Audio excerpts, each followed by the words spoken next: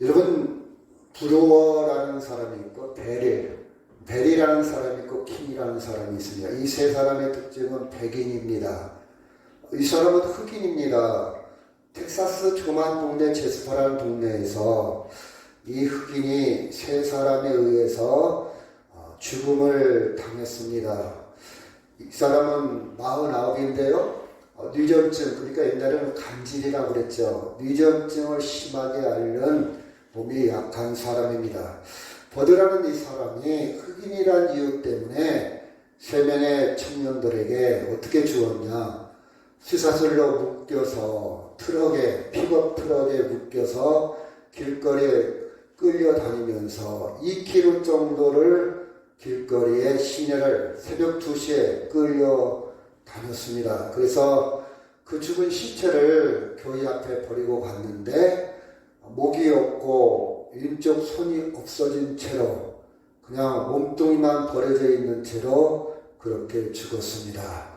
그래서 이제 사형을 집행을 하는데 마지막에 아까 가운데 있던 벨이라는 친구는 운전했기 때문에 무기징역이고요. 킹이라는 그 백인은 처음에 약물로 사형이 집행됐고 그 다음에 3년 만에 2011년 9월 21일 날 텍사스 형무소에서 그는 사형을 당하게 됩니다.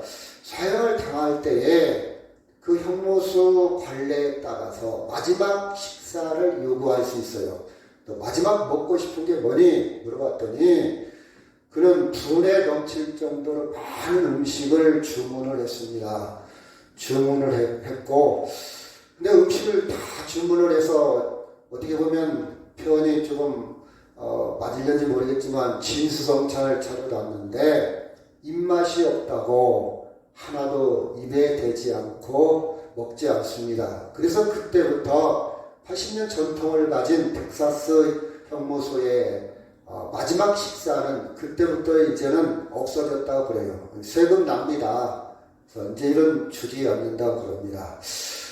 저는 이 마지막 식사를 오늘 본문에 있는 마지막 식사와 생각하면서 많은 생각을 해봤어요.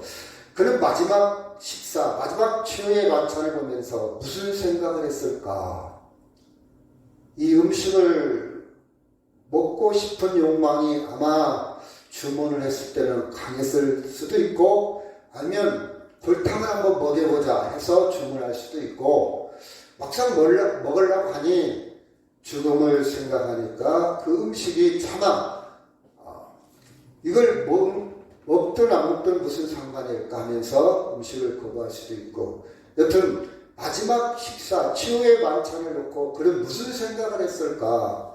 어떻게 보면요, 인간의 욕망이 한순간에 아무 의미 없고 쓸모없고 무너져 내리는 그런 모습을 보여주기도 합니다.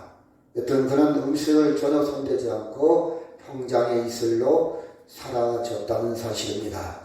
여러분, 스가랴 9장 9절 말씀 같이 한번 읽어볼까요? 시작. 시온아 따라 크게 기뻐할지어다. 예루살렘에 따라 즐거이 부를지어다.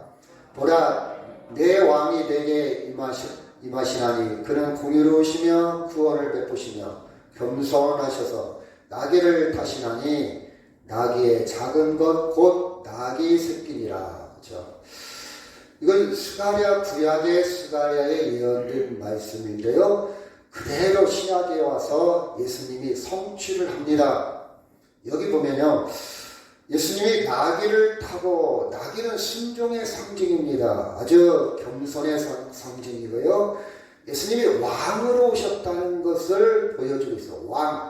왕으로 입성할 때, 예루살렘 성에 입성할 때, 개선장군 입성할 때 환영을 뭘로 했냐? 종려나무 가지, 영어로는 팜이라고 합니다. 여러분, 라면이나 스낵을 보면 인도네시아나 말레이시아에서 수입한 팜유로 튀기고 팜유로 이렇게 과자를 만들지 않습니까?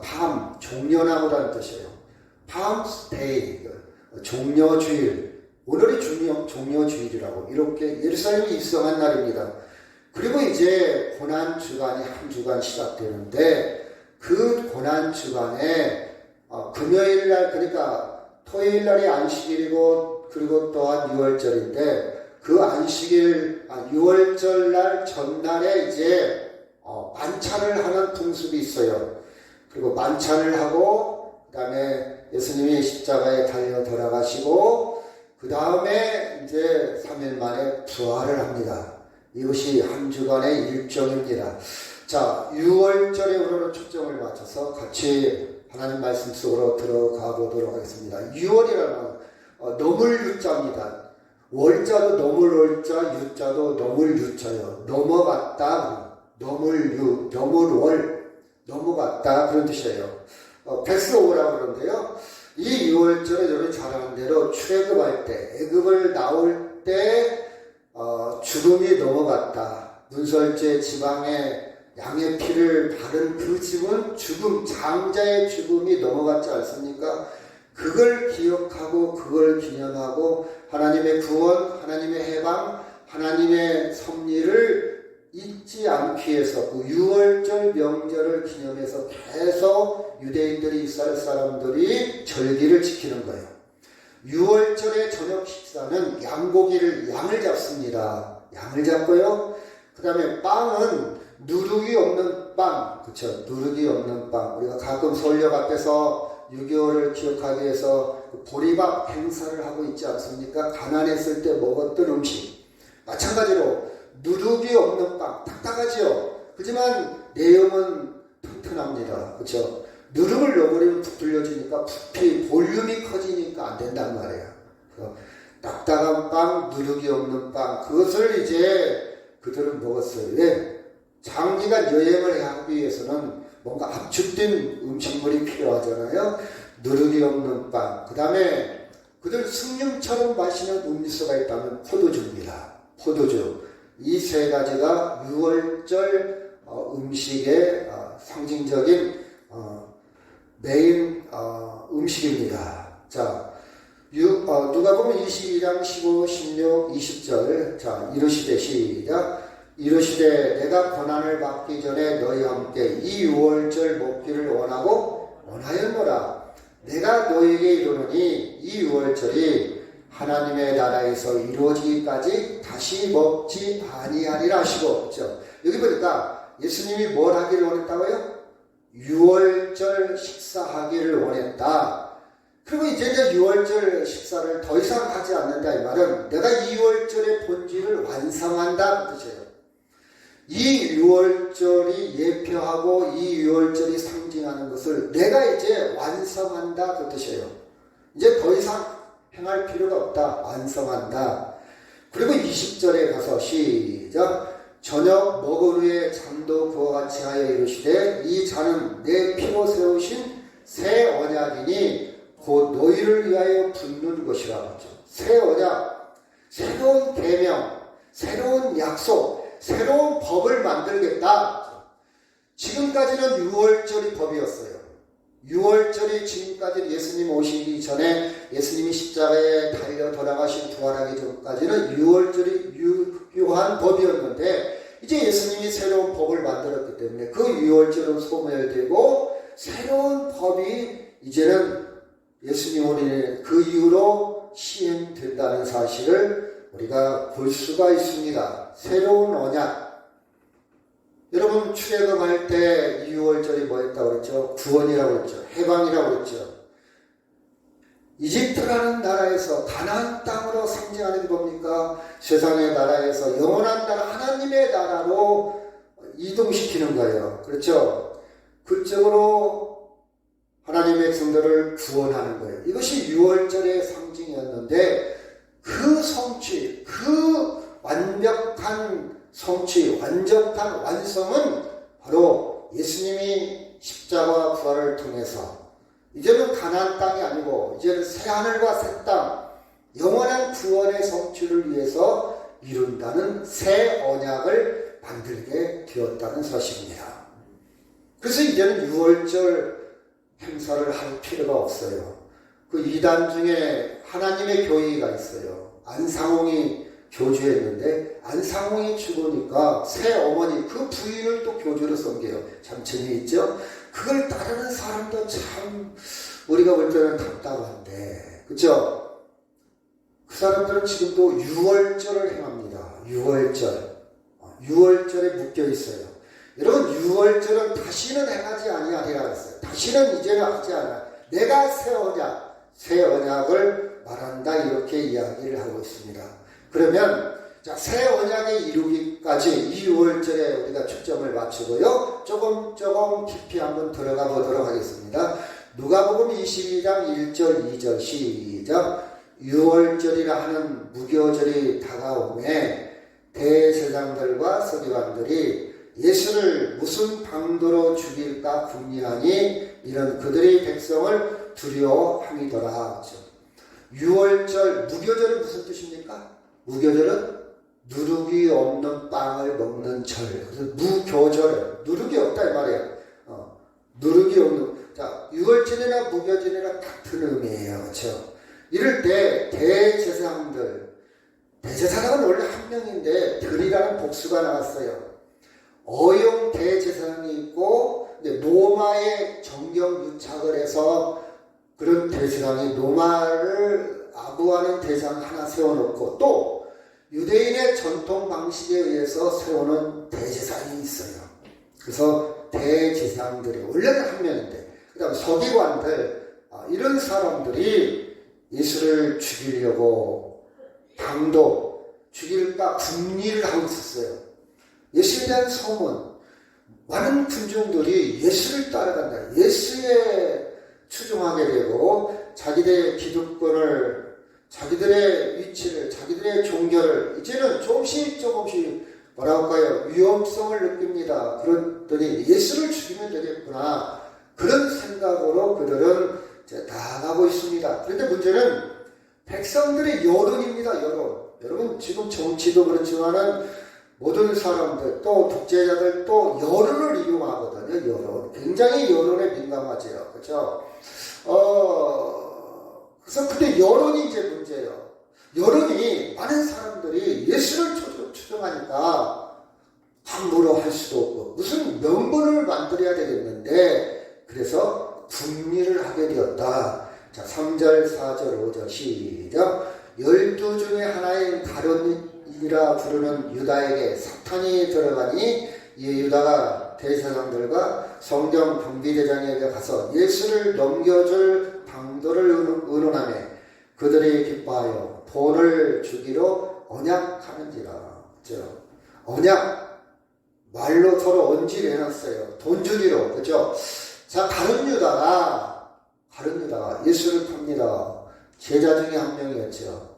사탄이 그 마음에 들어가니까 사탄의 종로도 하게 되는 거예요. 그렇죠?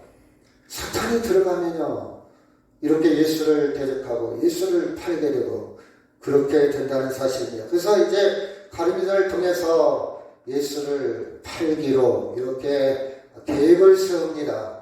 그 와중에 예수님은 유월절을 행하면서 이런 말씀을 합니다. 같이 읽을까요? 21절 시작. 그러나 보라, 나를 파는 자의 손이 나와 함께 상 위에 있도다.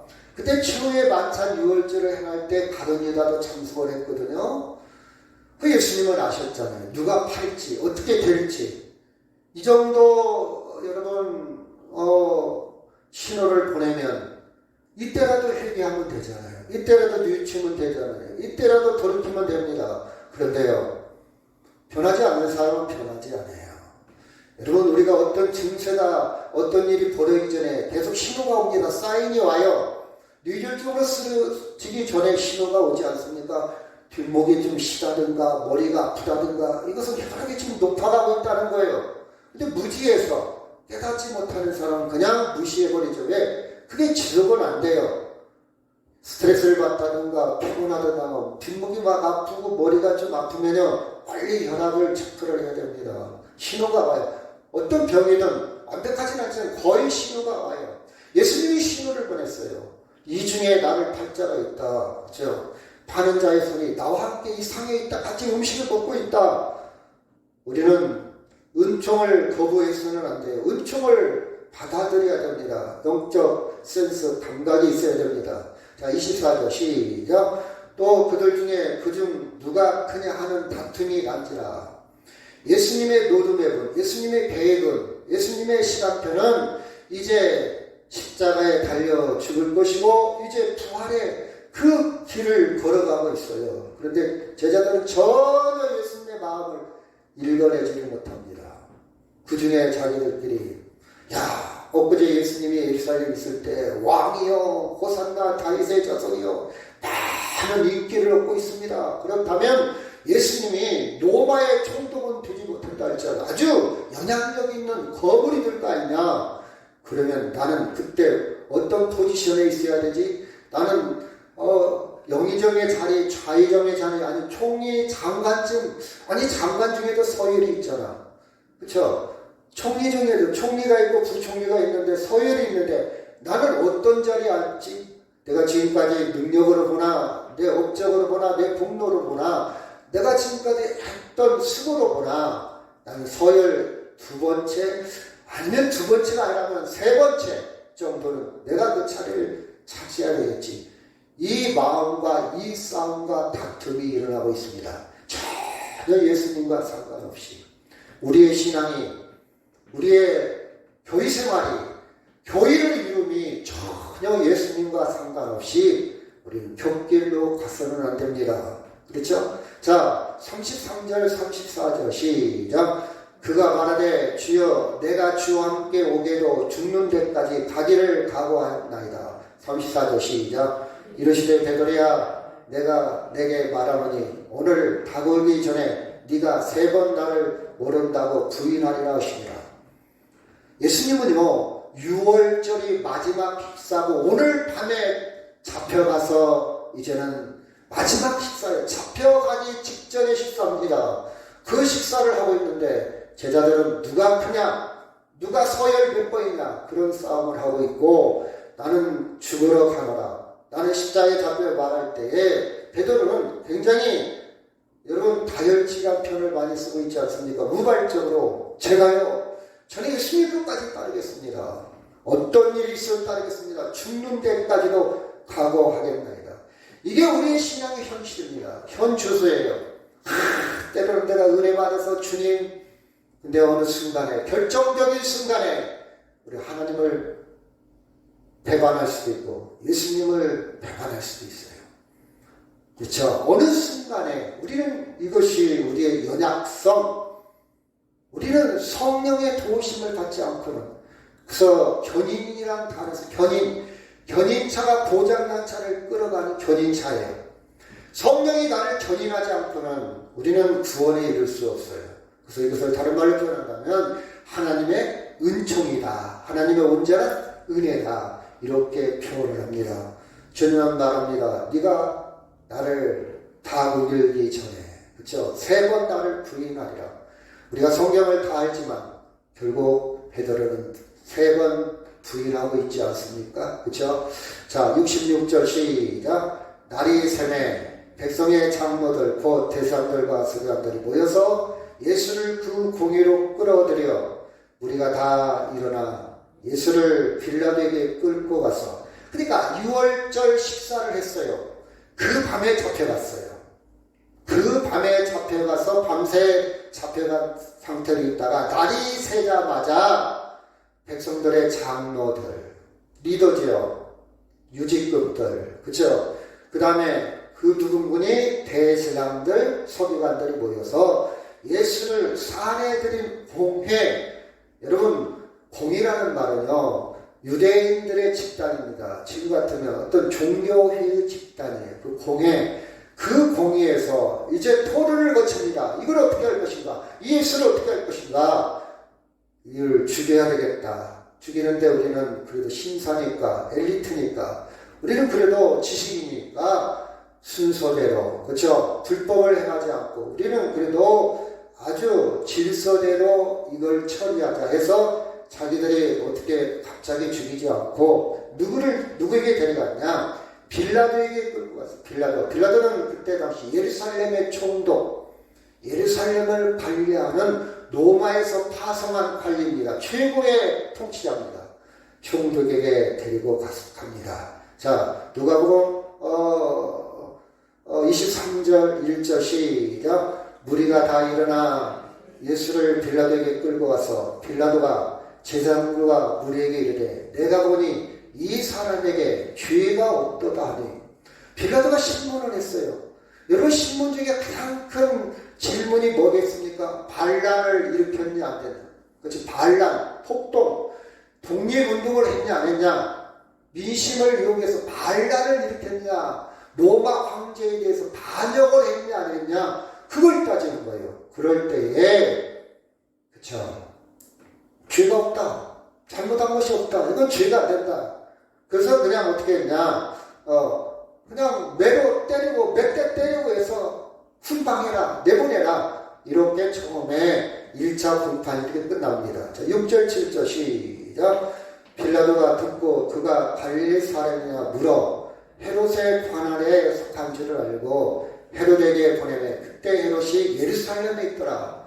자, 이쪽 유다 지방은 남쪽이에요. 남쪽은 빌라도가 관할하고 저 중간에서 위쪽은 갈릴리 지방인데, 사마리아를 지나서 위쪽은 갈릴리 지방인데 거기는 헤롯이 관할하고 있어요. 이 지역을 분할해서 관할하고 있어요. 그 위쪽은 헤롯이 총독이에요. 근데 이 두 사람이 서로 사이가 좋은 건 아니야. 근데 하여튼 그렇게 가만히 생각했더니 빌라도가 아니 이 사람은 원래 갈릴리 사람 아니야? 그럼 그쪽으로 보내. 거기서 좀 재판받게. 이 사람 죄가 없는 것 같아. 근데 마침 헤롯이 그때 밑에 유다 지방 예루살렘에 와 있다는 거예요. 무슨 일 때문에 와 있는지는 모르겠죠. 와 있다는 거예요. 그러면 헤롯한테 보내서 헤롯한테 가서 재판을 받게 해라. 그래서 재판을 받게 해라.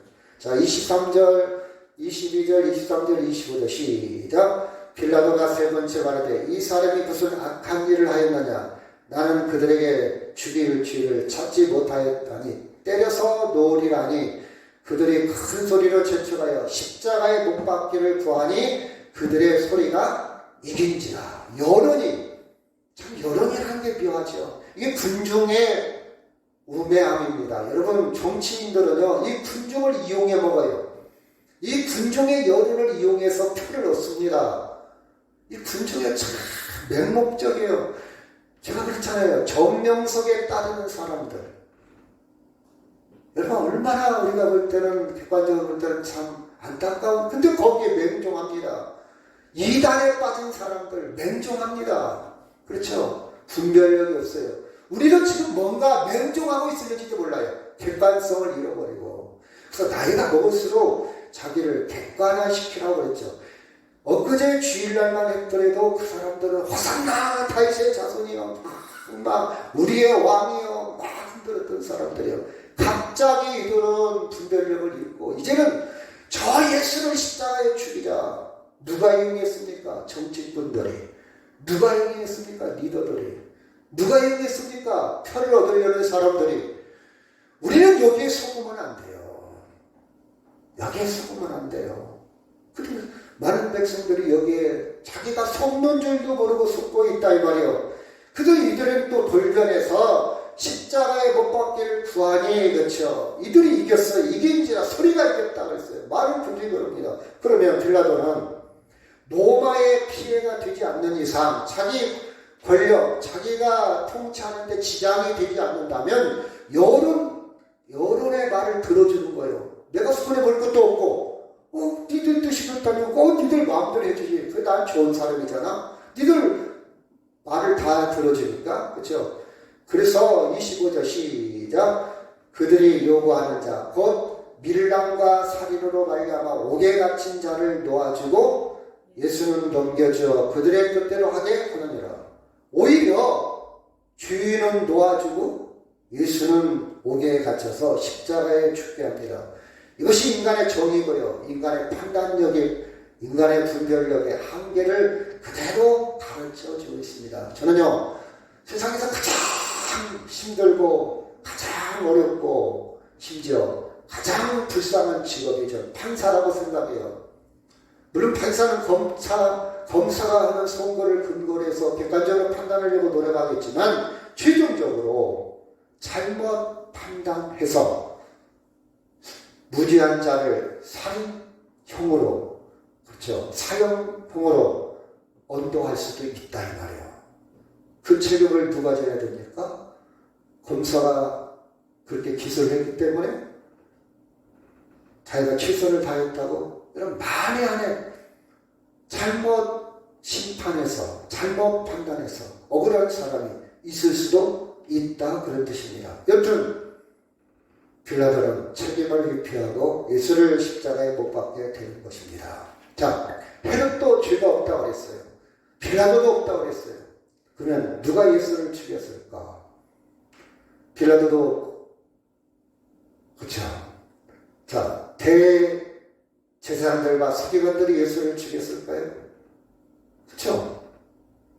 다른 여자가 죽였을까요? 그렇죠. 사내들인 공회는 여러 국회의원들이 모인 곳이에요. 여러 사람이 모여요.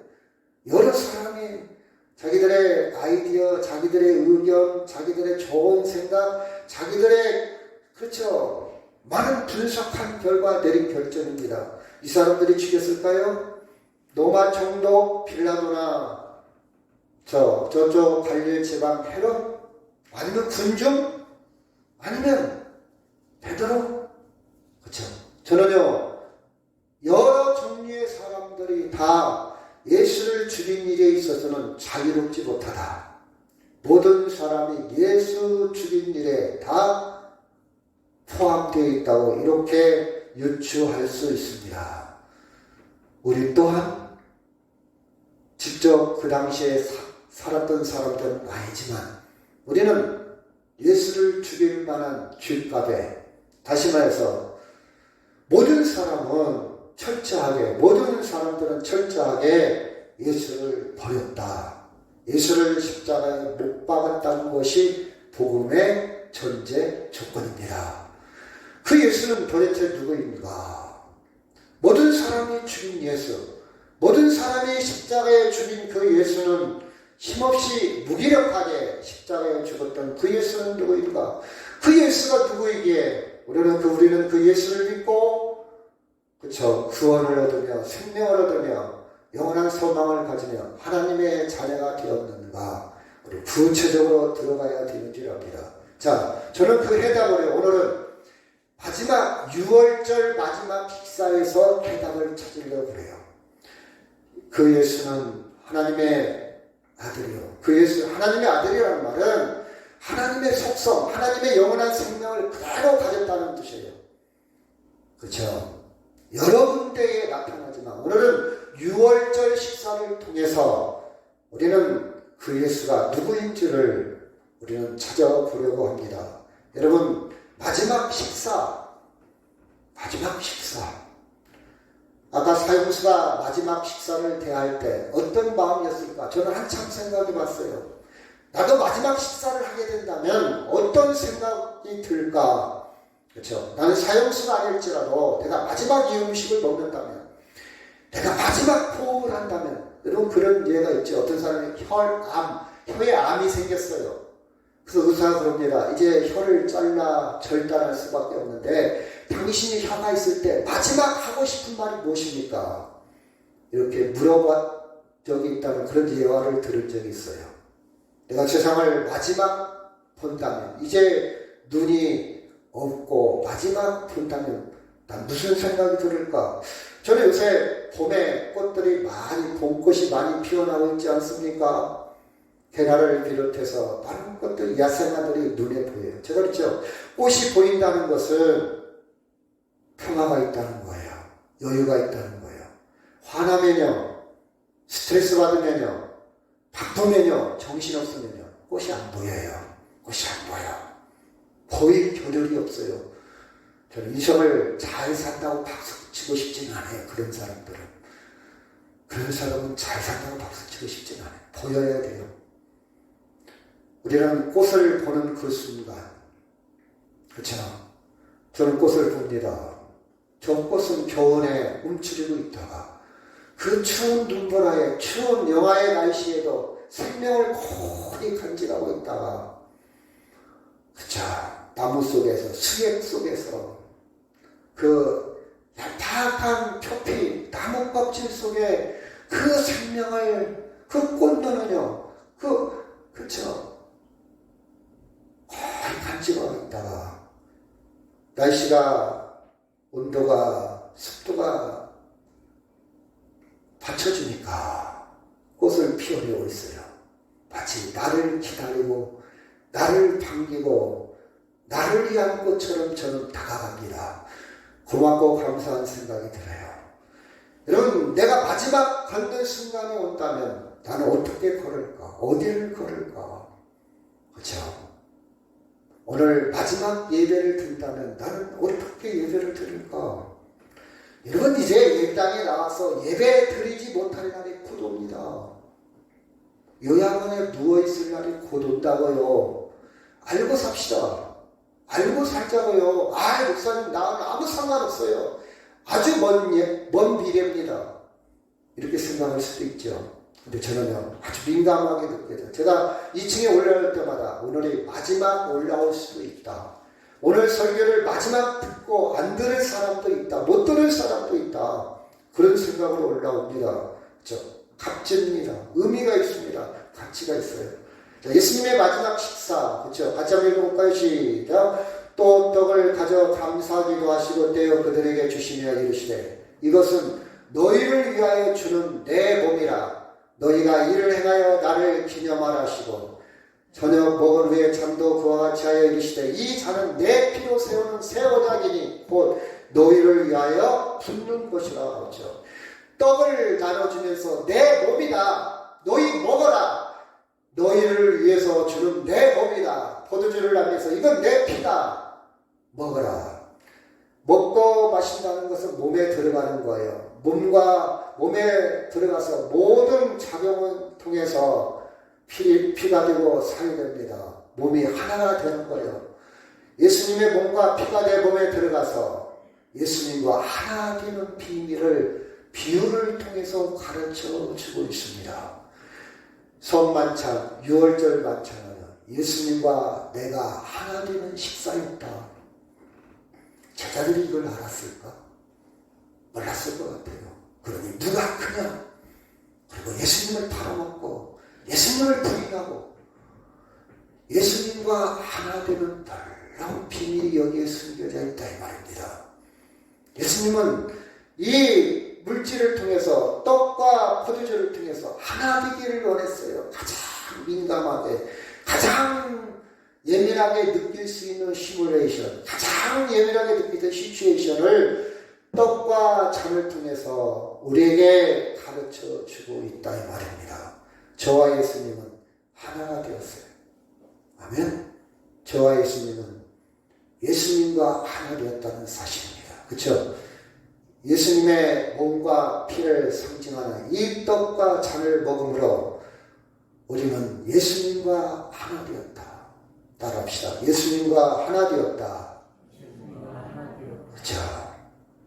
구체적으로 예수님의 십자가의 죽음은 나의 죽음이고 예수님의 부활은 나의 부활로 예수님은 여기에서 하나로 묶어놓았던 거예요. 하나로 묶어놓았어요.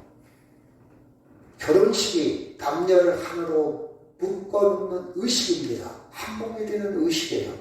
그래서 육체적으로도 하나 되고 정신적으로도 하나 되는 거 아닙니까?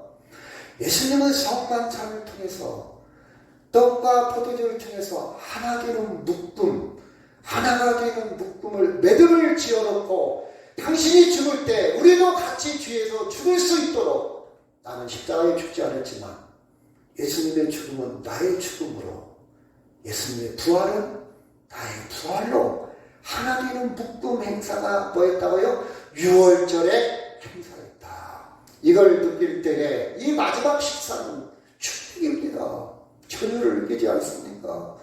이 사실을 깨닫게 될 때 이 묶음의 십자가와 부활을 하나님의 사랑으로 하나님의 은총으로 결부되어서 내가 생명의 경험을 한다면 우리는 진정한 평화를 누릴 수 있어요. 그 평화는 어떤 평화입니까?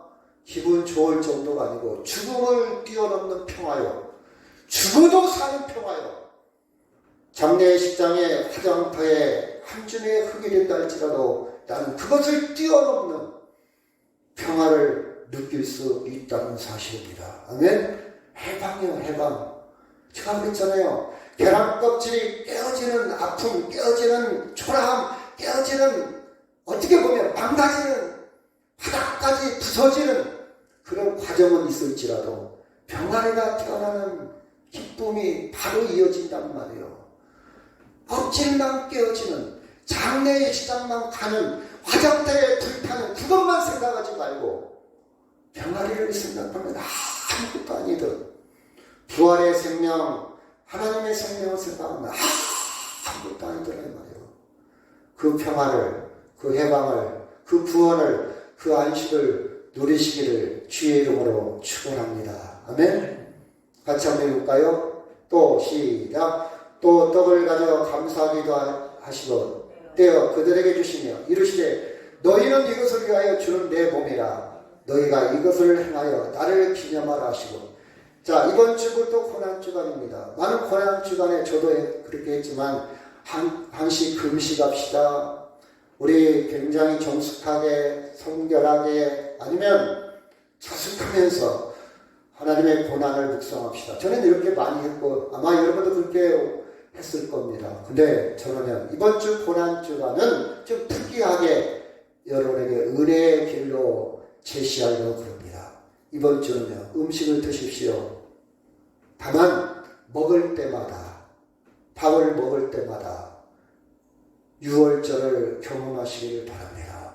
밥을 먹을 때마다 유월절에 행했던 예수님의 그 하나로 묵는 그 경험을, 그 의미를, 그 가치를 여러분 것으로 삼기를 간절히 바랍니다. 밥을 먹을 때마다, 그렇죠? 유월절에 하나님의 비밀을 묵상하시기를 바랍니다. 그래서 나는 예수님과 하나야.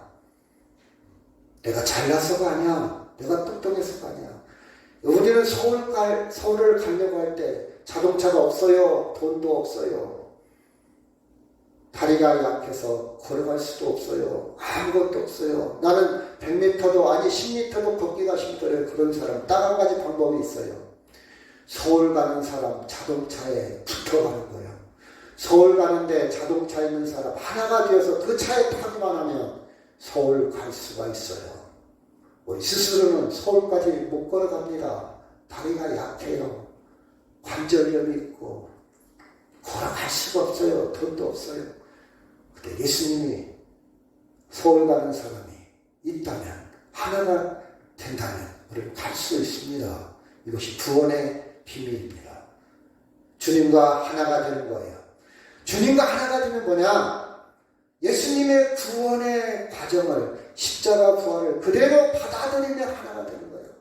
유월절 음식, 유월절 만찬을 통해서 하나가 되기를 원했다. 내가 유월절 먹기를 원했다. 왜? 너희들을 하나로 되기 위해서, 너희들을 초대해서 너희와 함께 음식을 먹기 위해서 내가 너희들에게 줄 것이 있어서 그 주문을 말려면 하나 되기 위해서 예수님은 유월절을 원했습니다. 그 원함을 거부하지 마세요. 예수님은 원합니다. 여러분과 하나 되기를. 우리는 그대로 받아들이면 돼요. 주님, 내가 주님과 하나 되기를 원합니다. 이러면 돼요. 하나 되기를 원합니다. 길 되신 주님을 그대로 따라가면 됩니다. 따라가면 돼요. 같이 한번 읽어볼까요? 마태복음 11장 28절 시작. 수고하고 무거운 짐진 자들아 다 내게로 오라. 내가 너희를 쉬게 하리라. 여러분, 무거운 짐 내가 감당하지 않아도 돼요. 예수님이 해결합니다.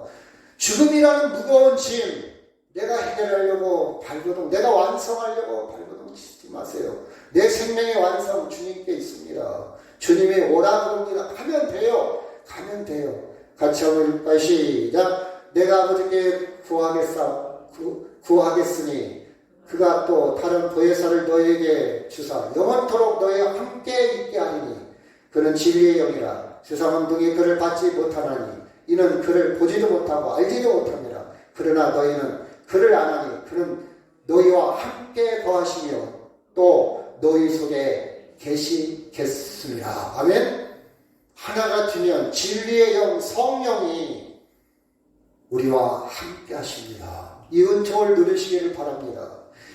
다른 여자와 베드로가 그 유월절의 은총을 누렸더라면 다른 여자와 베드로가 유월절의 그 의미를 알았더라면 얼마나 좋았을까.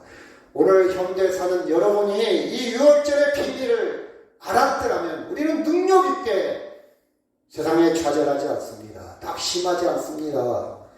가난해도 힘들어도 당당하게 우리는 심지어 죽음이 나를 응습해도 살아갈 수 있습니다.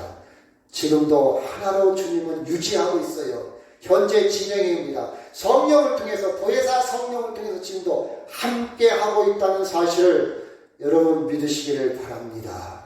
이 말씀하고 마치도록 하겠습니다. 갈라디아서 2장 20절 시작.